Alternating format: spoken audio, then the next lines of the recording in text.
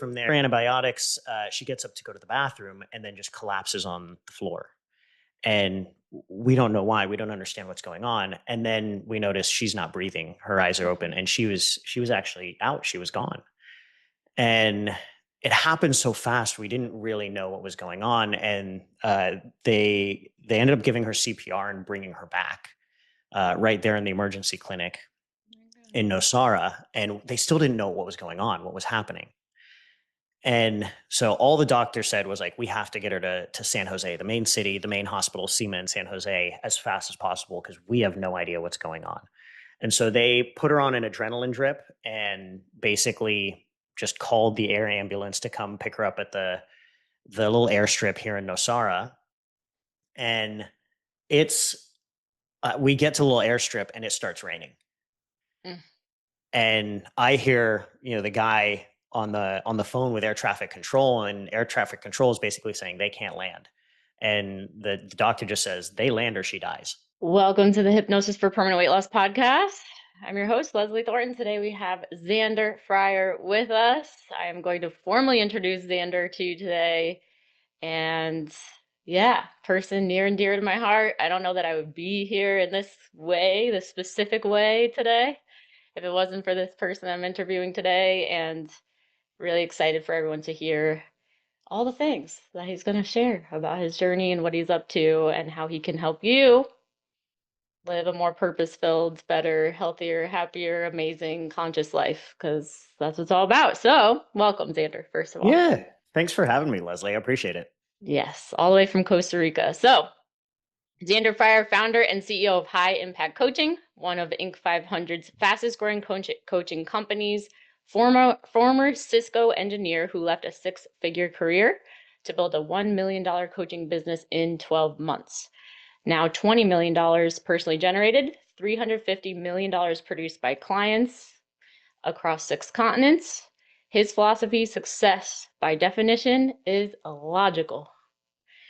More money, more impact, more freedom, more love. If you want more than average, you can't live by average logic. Thanks for being here. I love that. Let's get illogical today. Shall we? I like it. Yeah, Let's perfect for do me. it.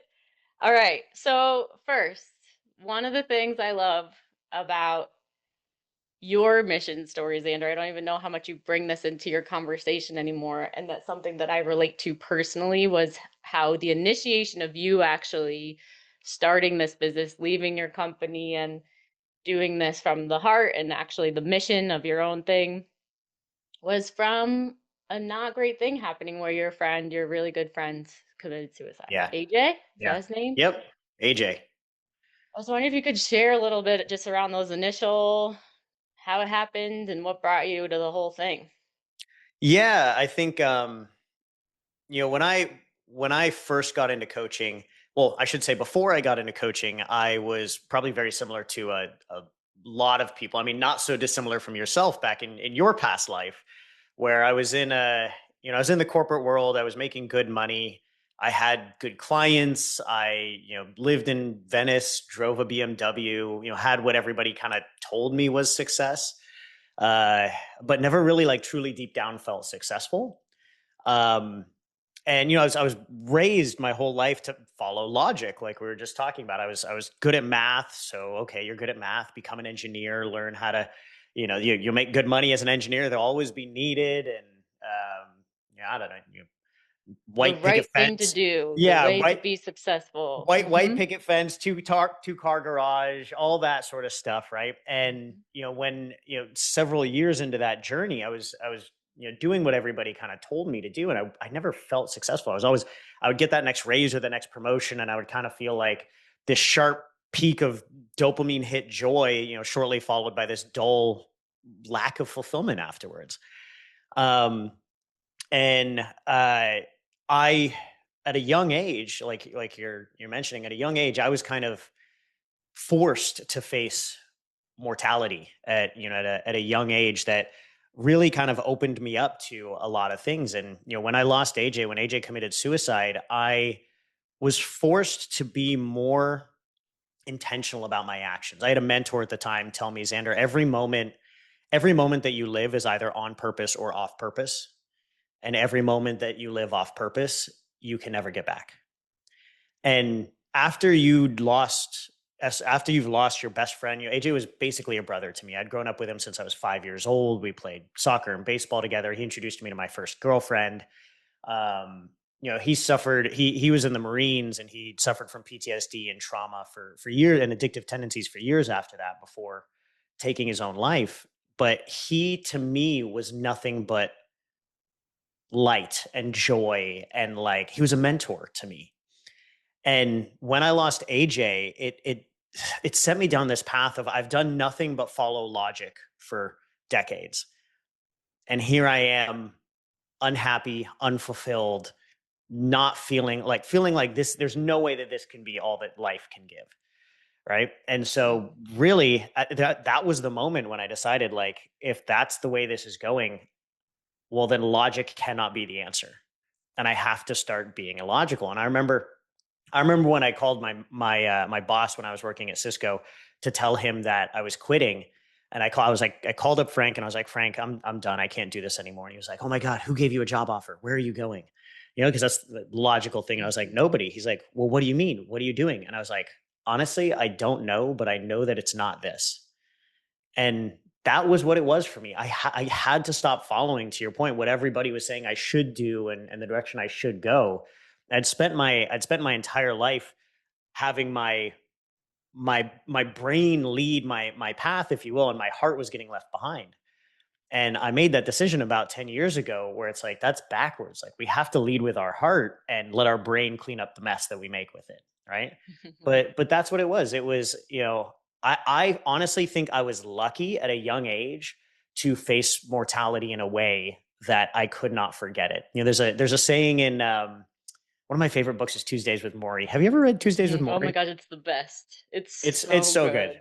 And one of my favorite lines in it, Morrie says, everybody knows they're going to die, but nobody accepts that they're going to die. Because the moment you accept that you're going to die is the moment that you actually start to live. And you stop wasting time doing things that don't matter. You stop being worried about things that shouldn't matter. You stop, stressing about stuff that really isn't worth your energy. And you just go do the things that you really want to and need to do in this life. But that was the beginning of it. Like you mentioned, it took a really harsh awakening at a young age for me to just flip everything upside down and start going again from there. Yeah, I always talk about how death is like like it's devastating, it's terrible, but then there's also this like coming home to what Yeah. actually matters. Like I always like thank the person that died because of the level of impact that it has on so many people to like actually get back to what really matters every single day. I remember, so I also unfortunately had a friend, same thing. I met him in a meditation group, like so wise, so heartfelt, like fun, like went to concerts with him. He introduced me to all different people. And he had actually reached out to me for hypnosis. He actually had hired me for Mm. hypnosis for smoking at one point. He also, I think, struggled with some addiction stuff, did that. But then it was like a couple years later and he reached out again. I went to meet him and he wasn't there. And I kind of got a little Mm. ticked. Um, and then a friend of ours, meditator friend, I was just like, have you seen, John lately? I feel like I saw a post, it was a little odd. And then the next thing I find out is John's no longer on this Yeah. planet. And just, ugh, God, just all the things. And now with the work that I do, as far as the hypnosis and the emotional mastery and the, stuff to actually get us deeper down into like, how do we get out of the head? All my clients are so heady and it's so inspiring that as Yeah. an engineer, the fact that you have been You able guys, I to was I was paid access this, I was paid to be an overthinker. Like, that was my job. literally, yes, engineers, God love you guys. But the Yeah. fact that you, and I want to get into, because I know you're a big meditator, that practice like is pretty inspiring. Yeah, to get out of the head and into the heart. And I remember after that looking at my calendar, and it was like my experience of the people on my calendar, my clients that I was seeing, it was like I was so grateful that like to talk to these humans. And Yeah. I know also something, we're in the phase of AI and right, and like intimacy, being a piece that's just like needed as we're entering into this world today. So many things. Anyway, so important, and nothing like, unfortunately, death to bring us back to really matter. So thank you for following that passion. Of Uh, course. I still like think about, I was like in it, and also just like the God or the universe or the meant to be-ness of everything. Like I had gotten this clarity of like what I need next is help with sales. Like I have no idea how to sell. It's so essential. And then I was living in India at the time, like in my digital nomad stuff.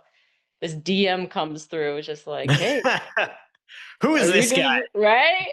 And it was like, wow, this is literally the sales help that I need. And yeah, 3 years in your stuff, and it's just been amazing. And you lead with so much heart, and you're just amazing. So thank you for Oh, that. thank you. So tell us about your meditation practice. You put in like thousands and thousands of hours. It's like a key to your success. Tell us about it. Yeah, I think, to that point, I think I I've basically since leaving Cisco, rather than studying about what works and what doesn't in books, and I do that. And rather than listening to society tell me what works and what doesn't, and what I should be doing and what I shouldn't be doing, I've noticed that over the last 10 years or so, I've kind of used my life as the scientific method and the experimental process. My wife, Maddie, who has she jokes about the fact that my favorite saying is, well, it's all just one big science experiment anyways. So it's like I am still an engineer at heart.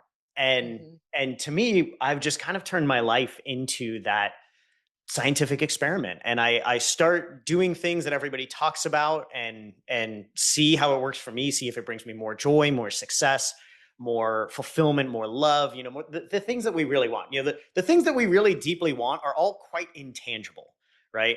Love, connection, fulfillment. You mentioned intimacy, right? These are all things that are quite intangible, and we pursue very tangible things in the thought process of thinking that that'll bring it to us, right? Like Weight loss, more uh, money, business 100% more success, money, weight loss, the relationships, love the your life. partner, the Hmm. partner that's a 10 out of 10, or 6 feet tall, or perfect body, or whatever, all of that sort of stuff, right? And we forget that really what we're searching for is a feeling. It's something much, much deeper than this surface level stuff. And so that's kind of been my compass over the last 10 years. And one of the things that I have noticed is, um, to your point, the more that I focus on my deep practice, meditation being one of them, the more that I focus on my deep practice, the more the intangible finds its way into my life. And as the more intangible finds its way into my life, more of the tangible stuff comes too. Right. And so it's taken a lot of patience, to be completely honest, because there's always things, and this in the business, when you're building a business online, there's so many things where you can be like, oh, I got to do this, and I got to do this, and I got to tactically do this, and I got to make sure to do that. And you do need to do those things, right? You can't just sit there and meditate 24/7 and all of it just plops into your lap. Most of the time when I'm meditating, it leads me to taking the correct actions I need to take. Right? I always tell people, everybody loves the idea of the law of attraction, right? And the mistake that most people make once they start to get into the more spiritual side of things is the law of attraction. They're like, oh, I just needed to sit down and do my affirmations, and it's going to bring all this stuff to me. And I always explain to people, the law of attraction is like a magnet, right? Now, if the law of attraction is a magnet and you're holding this magnet, and what you're trying to bring to you is a refrigerator, right? You could sit here and hold the magnet and hope that the refrigerator comes to you, but more likely what's going to happen is the magnet's going to pull you to the refrigerator. And so Right. the law of attraction doesn't mean that you just sit there doing nothing. The law of attraction, if done properly, pulls you into uncomfortable actions that frankly scare the shit out of you. And you end up acting more courageously from your heart center, rather than the fear based amygdala crocodilian part of our brain that's trying to keep us safe and hold us back from all of this shit. Right. And so for me, what I found is the more that I meditate, the more that I'm able to overcome that lower level thinking part of my brain, and act more from a higher level of consciousness, act from my heart, do the things that feel like at the surface level, feel and look completely illogical.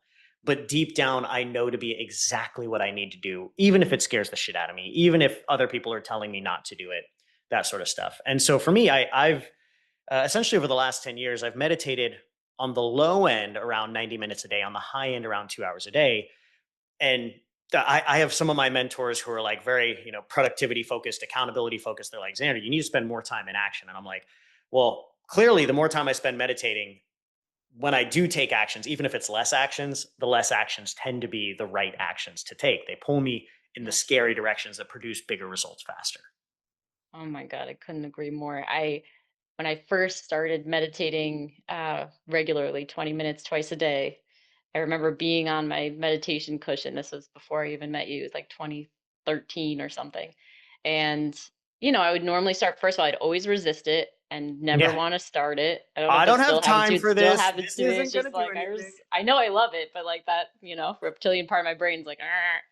Be more fun to get into the to-do list right away, but sat down anyway and got into the trance state, whatever. And then I remember like what came up and what would often come up was like it'd be like, oh, like send a text and say thank you for something. It was like some kind of love kind of Yeah. initiated that didn't make sense. So You're like, where the at shit is that this coming from? right, exactly, but it's like and then the courage to actually act on it. So to let the list go for a second. And one of the things, I had been listening to a podcast is called Subconscious Mind Mastery with Thomas Miller. He's still out there, whatever. And it was just making such a difference for me because he was just, that was my field and was giving me permission to speak about. I was like, I just need to see if I can reach out to this guy and just thank him for this podcast. So I did that. And to my surprise, he like emails me back and asks to have a phone conversation with me. And then it ends up 2 years later, he invites me to co-lead a Sedona Vortex energy tour with like Yeah. 25 of the guy who invented justflowers.com, like the biggest solar company. And I'm teaching NLP, I'm doing like doing all this stuff.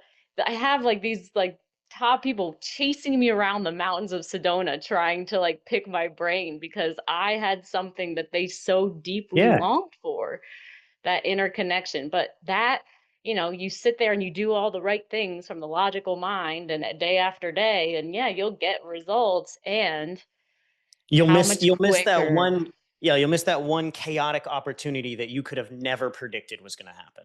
Exactly. And it's always present, it's always available. Yeah. But we just have to actually have the discipline to go into that source. It's Yeah. amazing. So going back to some, more challenging topics. And I just love that I can Yeah. have you on because, this is what you get. Like you're You're like, gonna "Oh, this learn is how this is to this is run your Christmas. I business. know I can go here with This Xander." exactly. I was like, this is what he wants to talk about. I know enough about him that it's like he's lit up, and this guy knows how to freaking, if anybody wants to start a coaching business, like couldn't recommend it enough, and happy to share, my experience or whatever. Um, yeah, this is news to me, but you mentioned about how Maddie, your wife, actually Yeah. died last year and a half ago for a couple minutes. Yeah, Yep. what the heck happened there? Yeah, wasn't fun. Wasn't my favorite day to ever have. Um, Yeah. so Maddie and I have been on our own personal journey of uh, fertility and having kids for the last several years, 3 years, and um, we at that point we had just had a miscarriage, what we thought was a miscarriage, and we woke up one morning, went on our walk, to the beach, and went to breakfast together. Everything was normal, everything was fine, and then I go to jump on my morning huddle calls with my sales team and kind of walk through our projections and things like that. And I get a text from Maddie, and it just says need hospital now, and it's all misspelt. And if you know Maddie, like she's OCD, like you don't misspell stuff. Like, and so when I got How that, scary. I literally jumped off the call and start running around the house to try and find my wife, and I can't find her. And the reason I couldn't find her was because she was curled over in our bathroom in so much pain that she couldn't speak. She couldn't voice herself. And so I finally find her in our bathroom, and I carry her out of the bathroom and get her into the car. And we live in Nosara, Costa Rica. So I'm like on the beach in the jungle, and the closest hospital driving wise is maybe like an hour and a half plus from here. Um, we have a little emergency clinic here in Nosara. So I take her straight to the emergency clinic. There's a doctor on hand. And we thought that it was like an infection, maybe from the miscarriage or something like that. So they give her antibiotics. They think that she's going to be okay from there. So they give her antibiotics. She gets up to go to the bathroom and then just collapses on the floor. And we don't know why. We don't understand what's going on. And then we notice she's not breathing. Her eyes are open, and she was actually out. She was gone. And it happened so fast. We didn't really know what was going on. And they ended up giving her CPR and bringing her back right there in the emergency clinic in Nosara. And they still didn't know what was going on, what was happening. And so all the doctor said was like, we have to get her to San Jose, the main city, the main hospital, SEMA in San Jose, as fast as possible, because we have no idea what's going on. And so they put her on an adrenaline drip and basically just called the air ambulance to come pick her up at the little airstrip here in Nosara. And it's we get to the little airstrip and it starts raining. Mm. And I hear, the guy on the phone with air traffic control, and air traffic control is basically saying they can't land. And the doctor just says, they land or she dies. And I just see this pilot come through the clouds with his lamp on, and just this is just a small little airstrip. There's no lights or anything. Just comes through the clouds and lands on this airstrip in the middle of a storm. We get Maddie onto the plane, fly her to San Jose. We get there, and as soon as we get her in, the doctors say she's got internal bleeding. She's losing a lot of blood. We don't know why, but we basically have to perform emergency surgery. And so they get her in, and I ask her, is she going to be okay? And now that I'm like, oh my God, I got her to the hospital. We should be good. And he goes, honestly, I don't know. And to hear that about the love of your life is like, that is by far the worst day I've ever had in my life. Yeah. And me, I'm very capable of moving through emotions. I've been through a lot. I was completely lost. I was completely hysterical for the next two and a half hours. I was just pacing around the hospital parking lot between screams and tears and absolutely everything. And at one point, I literally remember just breaking down, and I just scream at God, at source, at whatever you want to call it. And I just say, you can't fucking have her. I'm in the middle of the parking lot, and I just scream at the top of my lungs, like, you can't fucking have her. And I hear in this voice, it's like we always have these voices. I probably have like 6 voices in my head, right? But but there was a distinct voice that was in my head that was not coming from the same place as the rest of these voices. And it just said, because I said, you can't fucking have her. And it just said, what if I do? What if I take her? And it wasn't in a menacing way. It wasn't in a mean way. It was just in an honest way. It was just, what if I do? And I broke down. I collapsed to the floor, and I sat there for a couple of minutes crying. And when I finally moved through enough of that overwhelm to kind of come back to it, I just responded back. I said,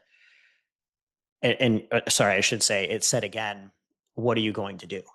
And I said, I'll find a way to use it to help others. And that was the only thing that I could think of at the time. Was, what, I've been through a lot of pain. I've been through so many things. And in the end, I do believe in life after death. I do believe that she would be okay. I do believe all of these things. And in the end, I would have to find a way to take this to serve the rest of humanity. And that's because at that moment, I had accepted that my wife was gone. And I just heard back, good. And I walked back into the hospital knowing to hear from the doctor that my wife didn't make it. And as soon as I walked through those doors again, the doctor comes out with a smile on his face and said, she's okay. And it was one of those moments that, again, like we talked about earlier, that visceral awareness of how fragile life is, and that we are, in fact, all going to die at some point, right? That visceral awareness brought so much clarity around why. Like, why am I doing everything that I'm doing? Why am I, all the things that I work towards, all the mission that we do, the reason that I grow this company and I do make more money is not to make more money, it's to serve. It's to get this message to more people. And it was, again, the worst day of my life, but it was also one of the most visceral reminders of how beautiful this life is and how important the work is that you and I do, and the people that we work with, and they continue to do this for more people. While it sucked, it was like I look back and I'm like, it's a day that I would never wish to happen any other way than the way that it did. Amazing. Yeah. Something that's so, God, thank God she's okay, and how cool. And I've had that experience where there's been like a voice that I was down. It was definitely not that critical, but it was like when I was really hating my nursing job and like really wanting to leave and start doing this solo lot. Like, I don't think I was going to jump off that cliff. And I was in meditation and I just get this like boom, like this voice. I was like, thy will be done. And somehow my body just, I would never say that. Somehow my body just understood in that moment Yep. that like I was safe and I could go. And that was so totally get the, yeah. And oh my gosh, something that I love about you and that's so inspiring, that is just how much you work with the law of polarity, Yeah. as far as you will go all the way to the darkest spots. And you understand that actually having those, and obviously that was probably unconscious in that moment of tragedy and all the shock and all the things, but still, I know you've talked about in places when you were even after AJ, like depressed. And and I remember one of the coaching that you gave, and I still say it to my clients, like the anytime that you're feeling negative energy, you think, how quickly and how hard can I Yeah. feel this emotion? Yeah. Because you know that that's the access to getting all the The deeper way. I go, the faster I go, the quicker it gives me access to something on the other side, much more amazing. 100%. And I share that with my clients because, and we can also probably relate it to business, but so much of what causes people to keep weight on their bodies is the fact that they're not letting themselves go all the way down. There's Yeah. usually some kind of stuff in the background of why their eating habits have been off for so long or whatever. And our unconscious mind, trying to protect us from that saber-toothed tiger, doesn't know the difference between emotional pain and physical pain, Yeah.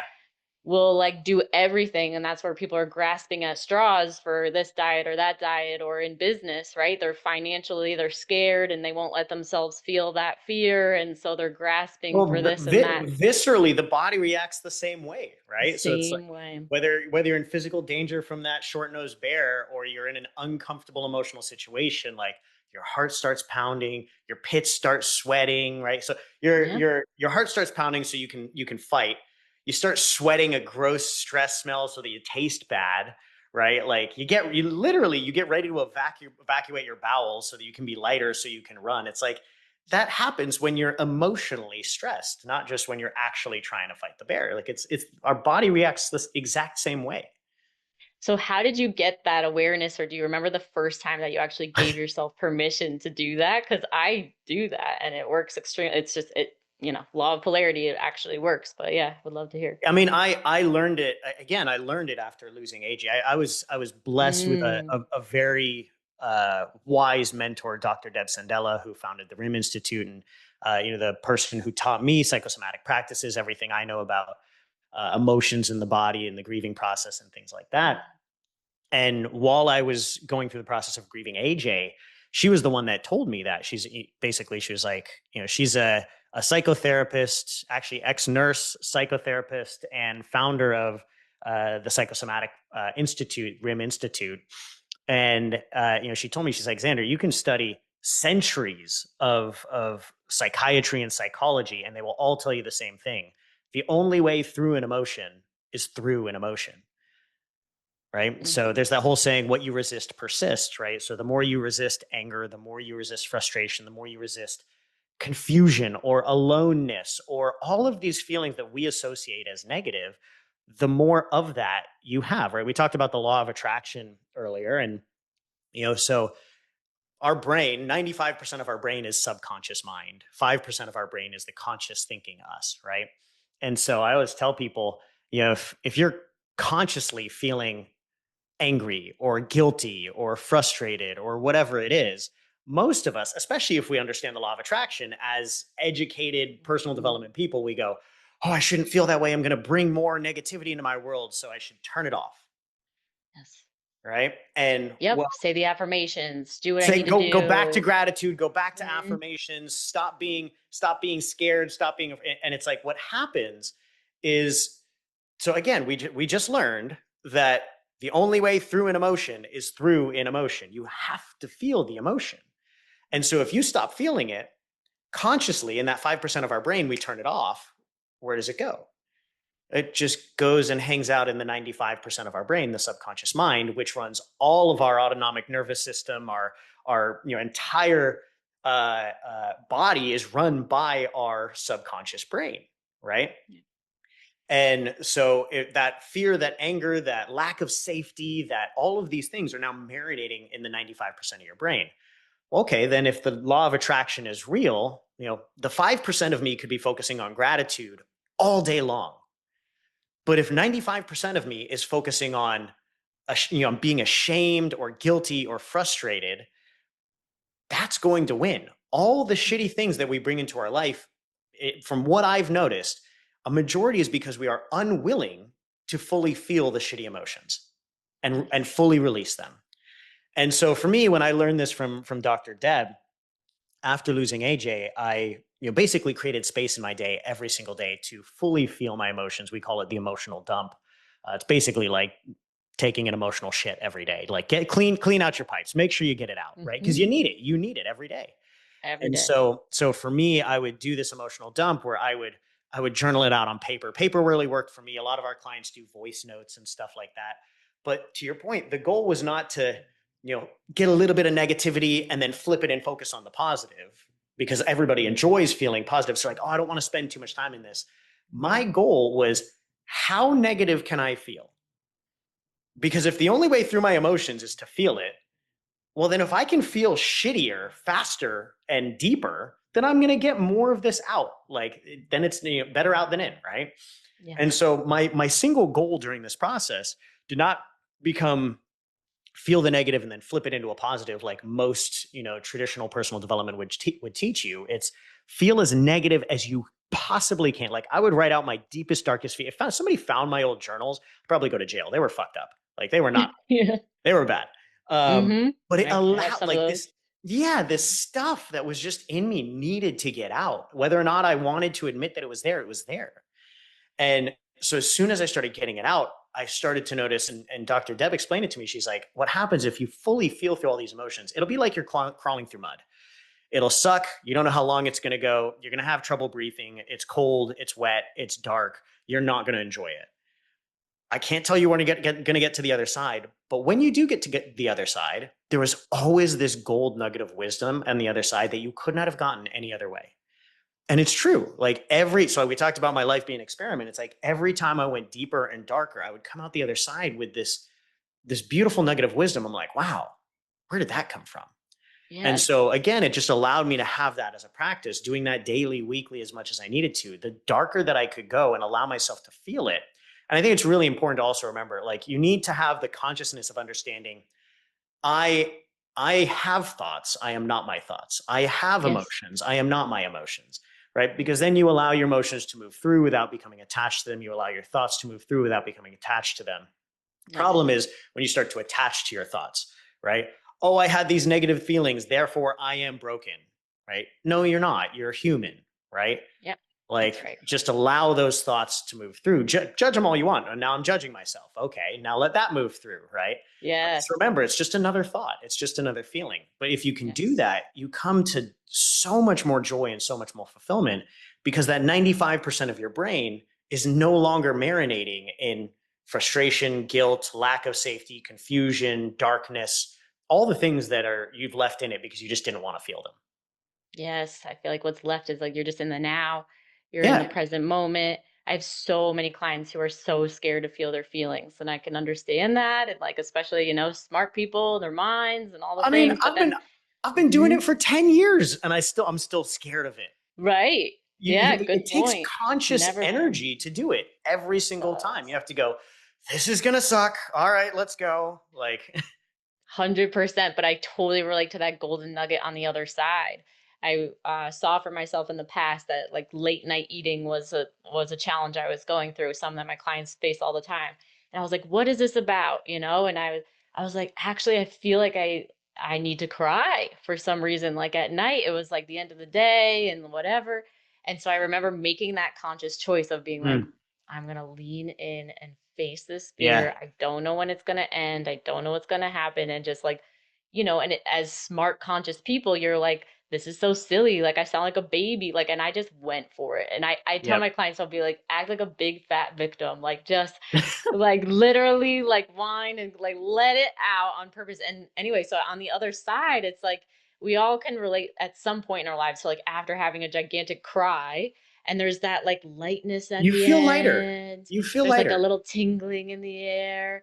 And then I remember what came next was like you're saying the golden nugget, it was that positive, like gentle self-talk of like everything's gonna be okay. But it actually You felt got this. authentic. Yeah. Yeah, like everything that you try to mantra over, like everything's gonna be okay, you've got this, like you hear it from other people that you try to get this pain out from, but it doesn't land. Like it was automatically available and there as the Mm. result of leaning into Well, that. I always think of like the best analogy I have is like the 5-year-old kid that like falls and scrapes their knee, and it's like if that 5-year-old kid falls and scrapes their knee, and they've been taught to like crying's for babies or like whatever, right? Yep. If they Yep. hold it back, they're just gonna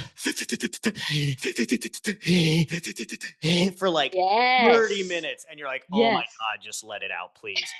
Yeah. And You feel exhausted for them as they're if doing they that. just allow themselves to cry 30 seconds, like if they just allow it, be it completely illogical, and just allow themselves to let it out for 30 seconds. 45 seconds later, they're smiling, they're laughing, go Right. playing again. They're back, like you mentioned, they're back to being present, right? But it's honestly, we are that 5-year-old kid. We've been taught it's not okay to be a whiny ball of mess at 30 or 40 or 50, right? That's not okay. Well, we still behave the same way. So go be a whiny ball of mess for a little bit, let it out. And then you'll find that you can be present and moving forward after that. Yeah. And back on track with eating healthy. All of a sudden you're craving 100%. a salad instead of Yeah, a cheeseburger. Like it's all on the other side of just feeling these damn feelings. I know. So yes, and then full circle on I'm glad you mentioned like you got to have the consciousness and you got to have to do it on purpose, because I heard a coach of mine in the past say the number one killer on the planet isn't, what the statistics say, it's actually shame. And Mm, what you were yep. saying around like the dark thoughts and all of that, releasing them, and it's nasty. But once you see it, you can't unsee it. Once you feel it, like really feel it, you're not as afraid of it. And then it just becomes like, okay, there's shame in my body. I need to Yeah. release it. And then life gets better and better. So I know that, faith is part for you to be illogical. Faith needs to Yeah.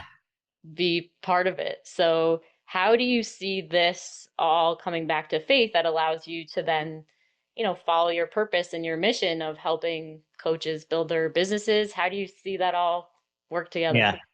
Yeah. And it's so funny because I think, faith and shame are kind of tied on opposite ends of this. But, it's like I always tell our clients, from a business standpoint, and it's very similar for every area of life, whether it's your relationships, your health. But from a business standpoint, whenever I ask my clients, like, what's the number one fear that holds back people from being successful? Everybody always say like the fear itself or something. Mm. The fear of failing or the fear of fear. That's the answer is always something like that. And I always remind them, I say, well, if you were building a business and you could go trial your business 1,000 times in a little black box that nobody could see you fail. You could fail over and over and over again, but nobody could see you fail Mm. until it came out successful. And then you opened it up from this little black box and everybody could see it. How would you feel about that? And they're like, oh, that'd be great. Let's go do that. So you're not actually afraid of failure. You're afraid of being seen failing. You're afraid of being judged and criticized. And judgment and criticism is closely tied to the feeling you mentioned, feeling of shame, Yes. right? Which, according to Dr. David Hawkins, is the lowest energetic emotion that we can feel as a human, just above death. Which makes sense because if you go back to tribal days, if you're in a group of like 200 people, right? You know if Leslie, if you did something that caused you to be socially ostracized, and we're like, whoa, Leslie, not cool, right? And you got outcast from the tribe, you actually would die. Like you actually would be Right. eaten by a saber-toothed tiger or something like that, right? But in Yep. today's society, like shame is not going to be the thing that actually physically kills you. And so to your point, the biggest thing that I have noticed that actually overcomes shame is faith. And for me, I think there's so many things in order to be successful. Success by definition, like you mentioned, is illogical. Like it is, right? If Mhm. success by definition means more love, more money, more impact, more connection, more health, more vibrancy, more abundance, all of these things, right? That's the definition of success. So success by definition cannot be logical because logic and social rationale would lead you to average, would lead you to norm. Mm.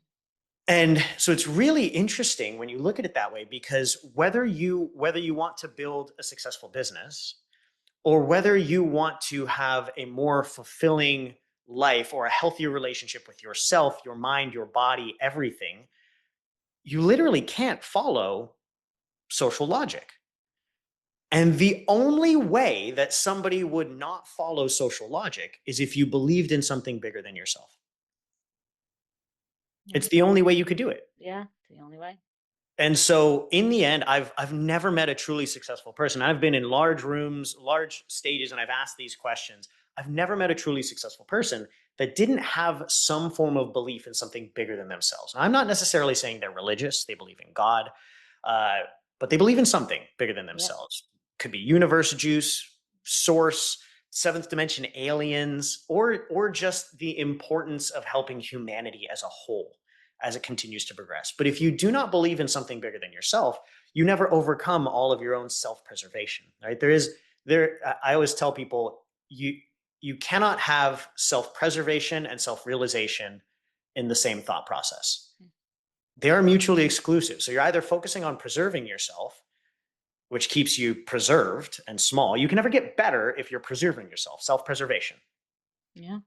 Or you can have self-realization. You can focus on others, you can focus on expansion, you can focus on consciousness. But in order to focus on expansion and consciousness, you have to have belief that there's something bigger than yourself. You have to have faith that if I go do the courageous thing, the thing that does not make logical sense, something good will come from it. And frankly, for me, there was a couple of things that I was like, I'm going to try all this out in the beginning and see how it works. And the more that I did it, the more empirical evidence I had that it worked. And so to me, that became the only logical path, was to Yeah. have faith and follow the things that scared the shit out of me. The more that I took an action that didn't make sense, when I quit my 9 to 5 to start coaching, made zero sense until I started to look back at it a year or 2 years later. I was like, oh my God, I'm so glad I didn't stay in that 9 to 5. Right. When I started dating Maddie lived in Australia and I lived in San Diego. We dated 9,000 miles apart for almost a year. Right. That doesn't make logical sense at all. Right. Everybody would talk, like, I heard people complaining about like long distance relationships between like North County, San Diego and downtown. I was like, are you fucking shitting me? Like, I'm a 2 hour car drive and a 16-hour flight away from my girlfriend. Like, you can shut up. And but like there's so many things like that in my life. When I look at it, I was like, I did the completely illogical thing because I just had to have faith that something was going to come from it. And it led me down this path of creating a life I never could have dreamed of. Yeah. It's the best. Purpose being a piece of this. So a lot of my weight Yeah. loss clients, when we dig deeper into they've lost purpose somehow. Yeah. Um, and so I know, and so I even think about some of my audience listening to this and like they're missing that purpose and maybe they have, something inside of them that they just want to create. Like, what would you say to them and how could you potentially help them? I mean, there's so many ways that we can help them, but I think the Mhm. first thing is I do believe that the two things that as humans, as souls, we need are purpose and connection. Connection you can replace with love if you'd like. right? Purpose or mission, and love and connection. Or, that's the balance of the masculine and feminine polarity in life, right? You need both of these things. And in different parts of your life, you need them in different, I'd say, levels, right? Mm-hmm. Um, but it is really important for every single one of us to have both of those, right? You have to have love and connection with, whether it's a partner or with family or with humanity as a whole. And you have to have purpose and mission. And what happens is, for most people that are lacking one or the other, it shows exactly like you're talking about it. It shows up in so many different ways, creating a hole that so many people try to fill with so many other things that can, they never fully fill that gap, maybe temporarily. So they try and put more and more into that gap, whether it's food, whether it's alcohol, whether it's, pornography, whatever it might be, right? There's these addictions that people try and fill these gaps with. And really what you're lacking is purpose and mission and love and connection. And when you really allow yourself to open up to both of those, everything else seems quite small in comparison. 100%. Oh my God, Xander! So happy that you're on, and yeah, part of your program. I remember, if it's still the same, but there's that kind of Yeah. exercises in the beginning to really discover what is that for you, and understanding those things as you're out there to create a mission, that's connected to your heart and all of those things. So thanks for what you're doing. So if anyone's looking for an avenue like that, where can they find you? Yeah, come check us out. You can check out our website at www.zanderfryer.com. We are on Instagram at Zander Fryer and YouTube at Coach Zander Fryer. But yeah, come check us out. We got a ton of free content on there. If you're interested in working with us, just go to our website. You'll find plenty of stuff there too. But I'm happy to help. This is what I love to do. So if I can help in any other way, just let me know, guys. Yeah, can't recommend Xander and his program enough. And if anyone's scared to take the next logical step, any final last words of wisdom you'd give to them? Yeah, it's all just one big science experiment. So do it and see what happens. I had a friend one time. I think we're so scared of making the wrong decisions in life. I had a friend one time say, it's funny that we're so scared of making the wrong decisions when pretty much every decision we make, if it's a wrong decision, can be fixed by another decision directly afterwards. But the only Mm, way it's a wrong decision is if you go make the decision. So just go make more scary decisions and fuck up a little bit and then fix it afterwards. 100%. Couldn't agree more. Thank you so much for being here. Check out Xander, and we'll see you for the next episode. Yeah, thanks for having me. Yeah, absolutely. Ready to finally break free from the diet hamster wheel and create lasting transformation? I've put together a free hypnosis training just for you, where I break down why diets keep failing, the mindset shifts you need to stop the cycle, and how to rewire your subconscious for true effortless change. Text the word hypnosis to 1-855-232-5483 and I'll send it to you instantly. You don't have to keep struggling. Real freedom starts now. Take the first step.